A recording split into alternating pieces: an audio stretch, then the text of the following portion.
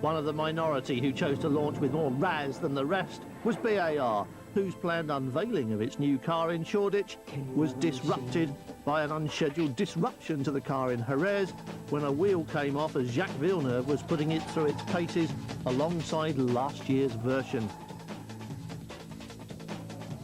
It was a particular disappointment for the team because the crash happened on day 2 of the test, and Villeneuve had been concerned about the new car's lack of pace compared to last year's, more perhaps than should have been attributed to the increase in lap times due to the new regulations. This is a vital year for BAR, who now share the Honda engine with Jordan and are therefore bound to come under pressure to perform at a similar level. And although they pipped Jordan to 5th in the Constructors' Championship last season, there's every reason to regard last year as being just a blip on the Jordan graph. Honda says it will pursue a policy of neutrality between the two teams, even though BAR has a deeper arrangement concerning chassis and engine integration than Jordan. But of course that's only this season, and it may be fair to assume that next year Honda will favour the best performing of its two teams. Well, it's relatively fair, but I wouldn't say we're looking for affection. What we're trying to do is do the best job possible for our partner Honda, but we shouldn't be worried about Jordan. What we have to do is be worried about the Williams, McLaren and Ferrari, because that's the way we've got to go.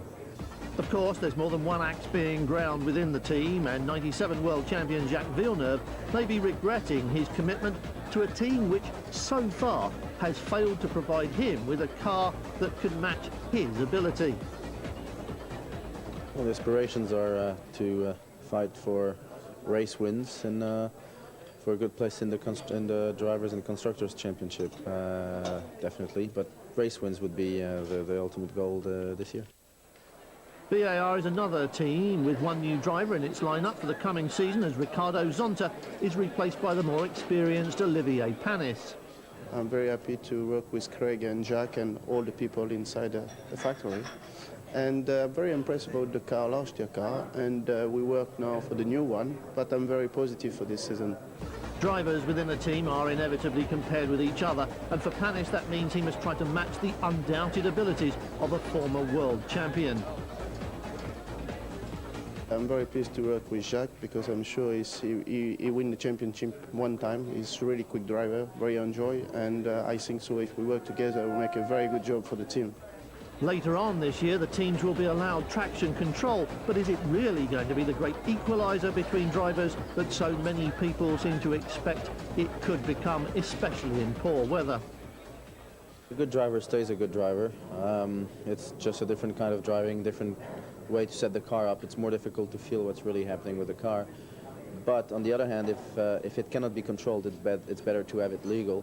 And it takes away the fact that maybe there's teams cheating, nobody knows. So it's better if it's just legal. It's the same for everybody.